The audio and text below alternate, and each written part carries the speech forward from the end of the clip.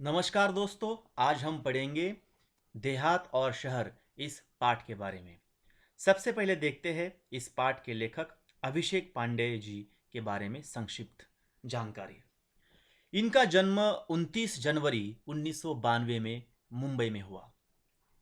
समसामयिक विषयों में अभिषेक पांडे जी की विशेष अभिरुचि एवं लेखन रहा है। तो जो समाज में अभी करंट इश्यूज है, जो विषय है, जो चल रहा है, इसके बारे में इन्होंने विशेष लेखन किया हुआ है। अब जो हम पाठ देखने जा रहे हैं, इस पाठ में पत्रों के माध्यम से लेखक ने देहात और शहर के अपने सुख दुख एवं बढ़ती हुई जनसंख्या के अभिशाप पर अनेक सुझाव दिए हैं। दोस्तों, डाकघर यानी पोस्ट ऑफिस, जिसे हम अंग्रेजी में पोस्ट ऑफिस कहते हैं। अब इस डाकघर से बहुत सारी सेवाएं हमें दी जाती है, प्रदान की जाती है, जिसमें डाकघर बचत योजना है, electronic money order, instant money order, IFS money order और अन्य सेवाएं हैं, जिसमें अंतर्राष्ट्रीय धन अंतरण सेवाएं, जन सुरक्षा योजना, mutual fund, national pension system, जिसे एनपीएस कहा जाता है। ये सेवाएं जो है हमें डाकघर से मिलती है। अब मैं इस पाठ को पढ़ता हूं, आप ध्यान दीजिए। प्रिय मित्र शहर, नमस्कार। देखिए, ये पत्र जो है दिनांक 1 अगस्त 2017 को भेजा हुआ है।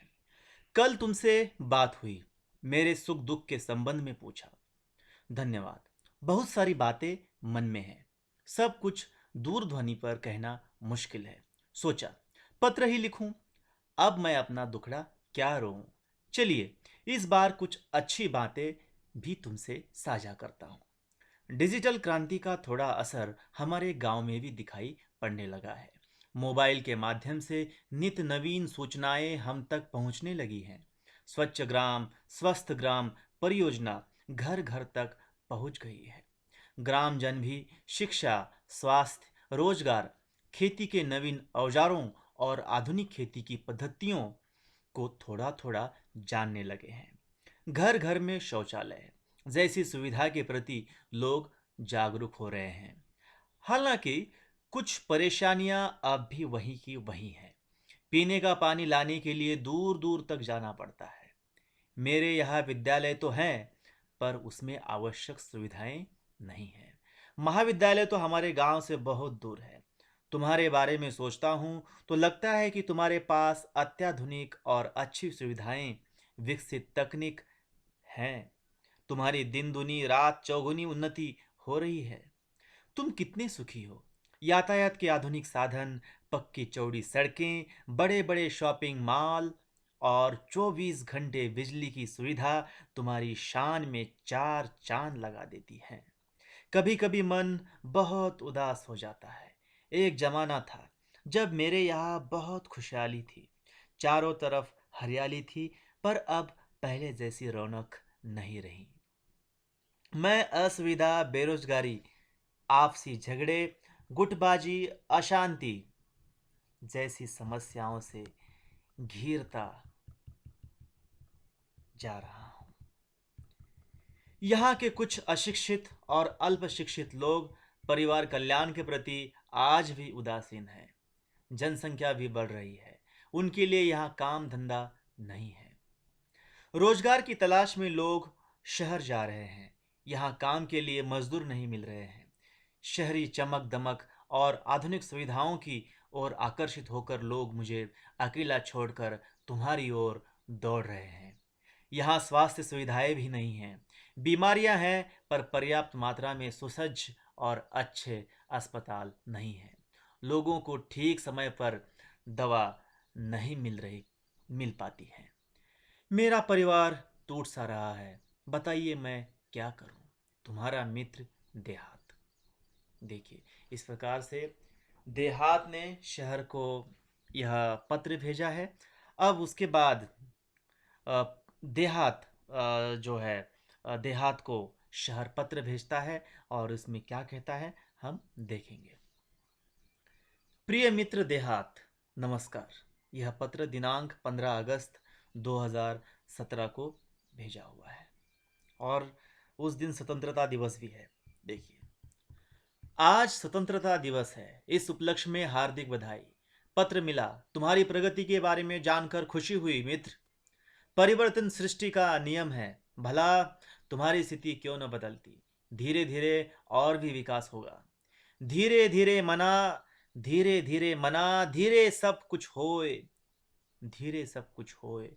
माली सींचे 100 घड़ा, माली सींचे 100 घड़ा, ऋतु आए फल होए, ऋतु आए फल होए।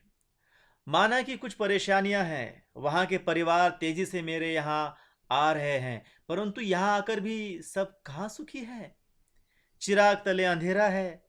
जिन बस्तियों में, जिन हालातों में वे रहते हैं, तुम सुनोगे तो और बेचैन और व्यथित हो जाओगे। मेरे यहाँ की दिन ब दिन बढ़ती भीड़ से मैं परेशान हो उठा हूं। जिस चमक दमक की बात तुम कर रहे हो, वह सबको कहाँ उपलब्ध है। तुम्हारे यहां से जो यहां आते हैं, कई बार बाद में पछताते भी हैं।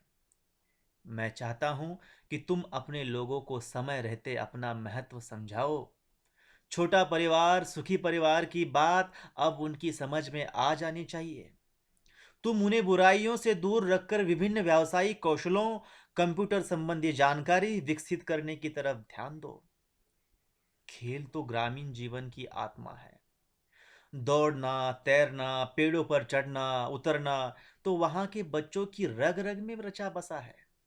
आज कितने विख्यात खिलाड़ी गांव से ही आगे बढ़े हैं। उनको प्रोत्साहित करना तुम्हारी नैतिक जिम्मेदारी है। खेल संबंधी मार्गदर्शन हो देकर हमारा देश अंतरराष्ट्रीय स्तर पर प्रगति कर सकता है।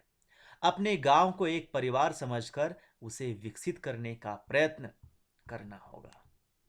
तुम्हारी और मेरी समस्या का मूल कारण दिनों दिन बढ़ती आबादी, अशिक्षा और गरीबी है। मेरे यहाँ लोग रोजगार की तलाश में आना कम कर दें। तुम गांव वालों को सहकारिता का महत्व समझाओ। सहकारिता पर आधारित छोटे छोटे व्यवसाय तुम अपने यहाँ शुरू करवाओ, ताकि कृषि आधारित अनेक लघु उद्योग, फलोत्पादन, औषधीय वनस्पतियों की खेती, पशुपालन जैसे अनेक व्यवसाय शुरू किए जा सकते हैं। अरे देहात भाई, कितने भाग्यशाली हो कि तुम प्रदूषण मुक्त वातावरण में रहते हो। खुला खुला परिसर, न धुआं, न वाहनों की चिल्लपों, हरे भरे पेड़, ये सब चीजें तुम्हारे पास हैं। रात में तारों भरा आसमान तो सवेरे उगते सूरज के दर्शन कितनी सहजता, सरलता से हो जाते हैं। हम तो इमारतों के जंगल में बदल गए हैं। खुला आसमान, बड़ा मैदान हमारे लिए कितने अनमोल एवं दुर्लभ हो गए हैं, ये तुम नहीं समझ सकते।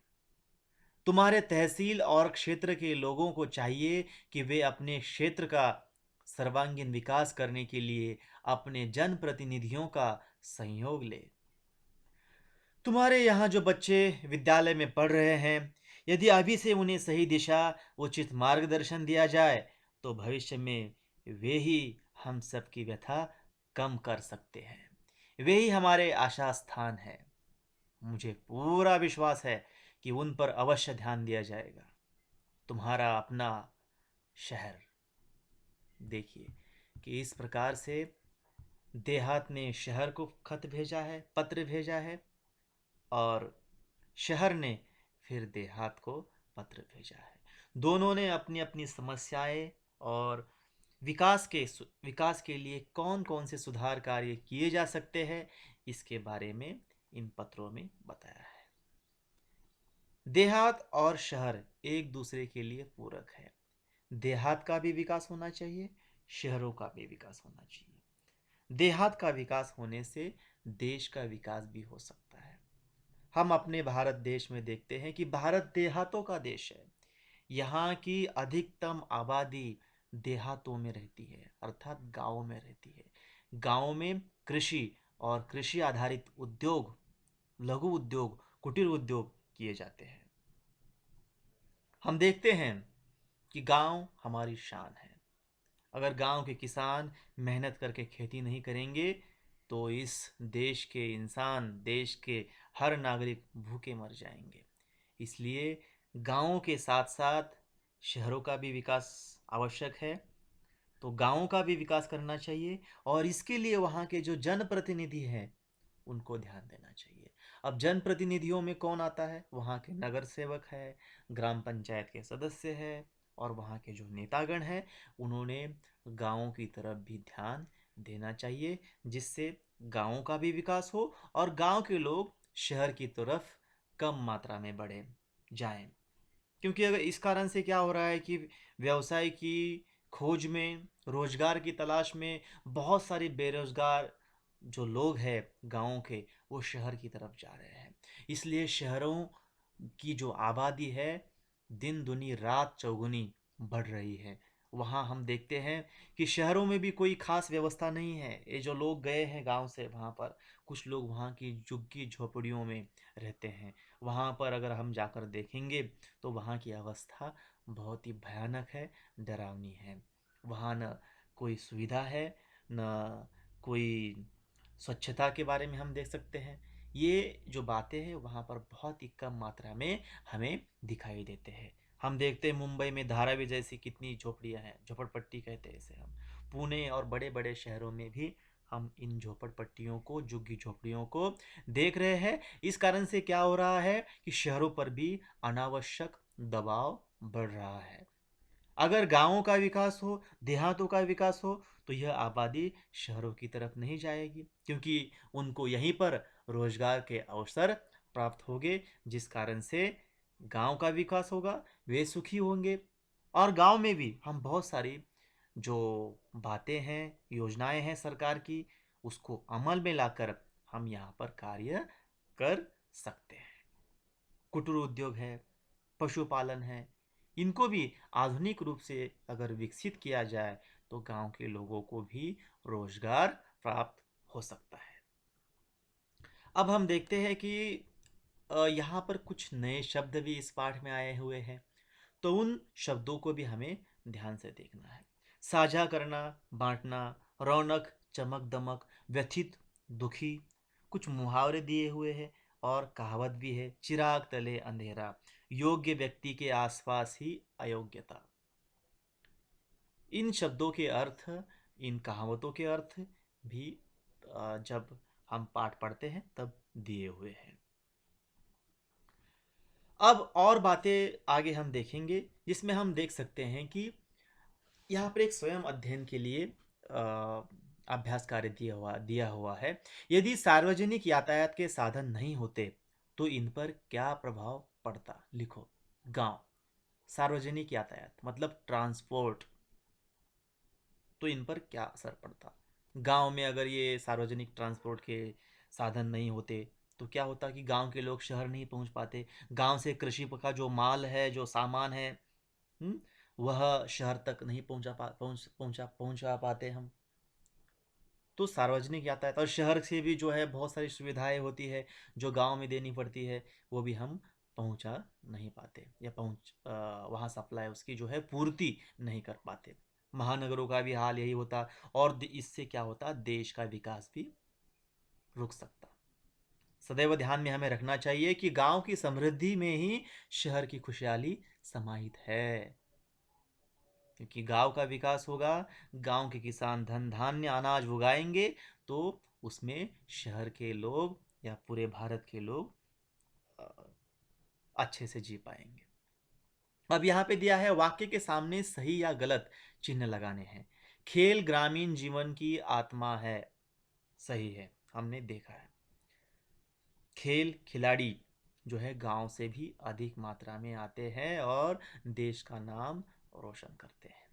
दूसरा है गांव में बीमारियां हैं पर पर्याप्त मात्रा में सुसज्ज और अच्छे अस्पताल हैं। क्या गांव में सुसज्ज और अच्छे अस्पताल है? नहीं है, तो यह गलत है। गलत का चिन्ह यहाँ पे हमें लगाना है। अब कारण लिखो, ये दूसरा प्रश्न है। गांव में काम करने के लिए मजदूर नहीं मिल रहे हैं। हाँ, यह बात सही है। क्यों? क्योंकि गांव के बेरोजगार लोग जो है वह शहरों में जाकर वहाँ की आबादी बढ़ा रहे हैं। इस कारण से गांव में काम करने के लिए मजदूर नहीं मिल रहे हैं। और आजकल हम देखते हैं कि आधुनिक तौर तरीके बदल चुके हैं और मजदूर करने वाले लोगों की संख्या भी कुछ क्षेत्रों में कम होती जा रही है। शहर परेशान हो उठा है। क्यों हो उठा है? हम देखते हैं शहरों में कितनी ट्रैफिक जाम होती है, वाहन मोटर गाड़ियाँ कितनी हैं, और झुग्गी झोपड़ियों की संख्या लगातार बढ़ी बढ़ी हुई है। नदियों का पानी मैला हो चुका है, प्रदूषण की मात्रा बहुत बढ़ चुकी है।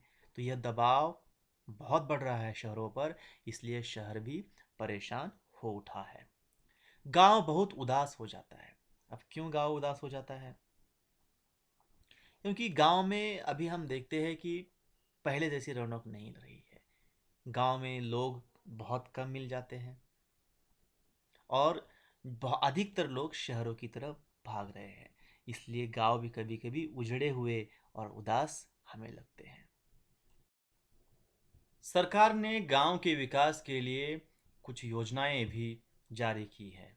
इसमें हम देखते हैं प्रधानमंत्री सुकन्या समृद्धि योजना, प्रधानमंत्री मुद्रा योजना, प्रधानमंत्री जन धन योजना, प्रधानमंत्री आवास योजना, प्रधानमंत्री जीवन ज्योति बीमा योजना, आयुष्मान भारत, सांसद आदर्श ग्राम योजना, प्रधानमंत्री फसल बीमा योजना। ये सरकार के द्वारा गांव के लिए योजनाएं लागू की गई है और इसका जो उपयोग है, फायदा जो है, गांव के जनता को होता है। भाषा की ओर। निम्नलिखित शब्दों के लिंग बदलो और वाक्य बनाकर लिखो। अब देखिए इन शब्दों के हमें लिंग बदलने हैं। जैसे बालक, बालिका, चाची, चाचा, अध्यापिका, अध्यापक, अभिनेता, अभिनेत्री, गुड़िया, गुड्डा, ऊंट, ऊंटनी, ससुर, सास, हंसिनी, हंस। तो इस प्रकार से यह इनके हम लिंग बदले हुए हैं। अब हमें देखना है कि इनके वाक्य, जैसे कि इनका वाक्य में उपयोग किया गया है, चाचा जी प्रकल्प में मेरा मार्गदर्शन करते हैं, अध्यापक पढ़ा रहे हैं, मणिकर्णिका फिल्म की अभिनेत्री कंगना है, इस झील में हंस तैर रहा है, बालिका विद्यालय जा रही है, मेरे चाचा सोलापुर में रहते हैं। देखिए इस प्रकार से वाक्य आपको बनाने हैं। मैं आशा करता हूं कि यह पाठ आपको अच्छी तरह से समझ में आया होगा। धन्यवाद।